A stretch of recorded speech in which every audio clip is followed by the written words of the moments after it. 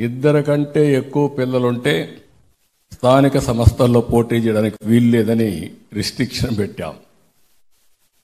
ఇప్పుడు సౌత్ ఇండియాలో పాపులేషన్ తగ్గిపోతా ఉంది. యూరోప్లో పాపులేషన్ తగ్గిపోయింది. చైనా, జపాన్, సౌత్ కొరియా ఏ దేశం చూసినా జనాభా తగ్గిపోయే పరిస్థితికి వచ్చింది. టెస్లా అధినేత మొన్న మాట్లాడుతున్నాడు, నాకు 12 మంది పిల్లలున్నారు, మీరు కూడా పిల్లల్ని ఎక్కువ కనండి, లేకపోతే దేశంలో ప్రపంచంలో మనుషులే ఉండరు, జాగ్రత్తగా ఉండమని చెప్పే పరిస్థితికి వచ్చాడు. నేను కూడా ఒకటి ఆలోచించాను. ఆలోచన, ఇద్దరు పిల్లలు లేకపోతే స్థానిక సంస్థల్లో పోటీ చేయడానికి అర్హత ఉండదని కొత్తగా పెట్టాలని.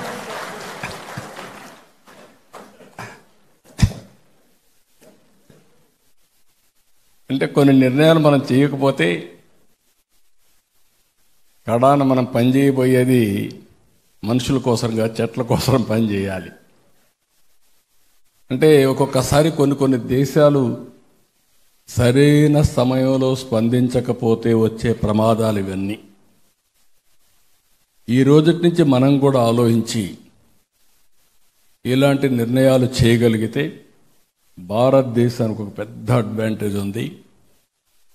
2047 వరకు మనకు డెమోగ్రఫిక్ డివిడెంట్ అడ్వాంటేజ్ ఉంటుంది. సౌత్ ఇండియాలో పాపులేషన్ తగ్గుతూ ఉంది. యూపీ, బీహార్లో పాపులేషన్ కొద్దిగా పెరుగుతూ ఉంది. రాను రాను ఆదాయం పెరిగితే స్వార్థం పెరిగి పిల్లలు వద్దనుకుంటారు. నేను ఎప్పుడూ ఒకటి చెప్పేవాడిని, ఐటీని ప్రమోట్ చేశాను. భార్యాభర్త ఇద్దరికి ఐటీ ఉద్యోగాలు వచ్చాయి. వాళ్ళందరూ ఏ స్టేజ్కి వచ్చారంటే, double income, no kids, let us enjoy. ఇది చూసిన తర్వాత నాకు అనిపించింది, ఇవన్నీ కూడా ఎందుకు చెప్తున్నానంటే, మనందరికీ భవిష్యత్తులో మీరు టీచర్స్, సమాజాన్ని ప్రభావితం చేసే శక్తి మీకుంది. మీరు చెప్పగలిగితే ప్రజలు కూడా విశ్వసిస్తారు. అది ఇప్పటి నుంచి ప్రారంభిస్తే భారతదేశ శక్తిని ఎవ్వరూ అడ్డుకోలేరు.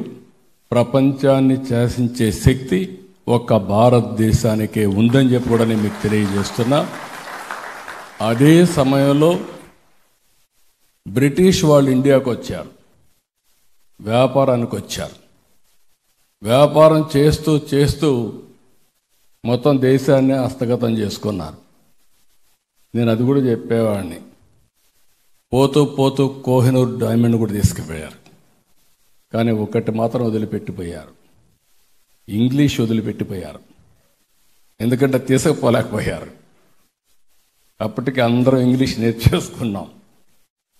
రెండేది, మనకు మ్యాథమెటిక్స్ వెరీ స్ట్రాంగ్గా ఉంటాం. మ్యాథమెటిక్స్, ఇంగ్లీష్ రెండు కలిపి ఐటీలో ప్రపంచంలో ఒక పెద్ద శక్తివంతమైనటువంటి ఇంటలెక్చువల్ కమ్యూనిటీ తయారైంది. ఇది మనం అందరం గుర్తుపెట్టుకోవాల్సిన అవసరం ఉంది. మనం కానీ జనాభా మేనేజ్మెంట్ చేయగలిగితే 2047 లేకపోతే ఇంకో 10 సంవత్సరాల తర్వాత 100 దేశాల్లో సర్వీస్ పేరుతో ఆ దేశాల్లో కార్పొరేట్ గవర్నెన్స్లో, పబ్లిక్ గవర్నెన్స్లో మనమే ఉంటాం. మన అవసరం అందరికీ ఉంటుంది. ఇది యథార్థం అని చెప్పి కూడా నేను మీకు తెలియజేస్తున్నా. కాబట్టి ఈ రోజు నుంచి ఉత్తమ అధ్యాపకులందరూ జనాభా నియంత్రణ గురించి కూడా కాకుండా పాపులేషన్ మేనేజ్మెంట్ గురించి మీరు మాట్లాడాల్సిందిగా మిమ్మల్ని అందరినీ కోరుతున్నా. ఒకప్పుడు నేను చెప్పేవాడిని, break silence, talk about AIDS అని చెప్పా. ఇప్పుడు మళ్ళీ మీకు చెప్తున్నా, నిశ్శబ్దం మానండి, పాపులేషన్ గురించి మాట్లాడండి, జనాభా గురించి మాట్లాడండి, పాపులేషన్ మేనేజ్మెంట్ గురించి మాట్లాడండి.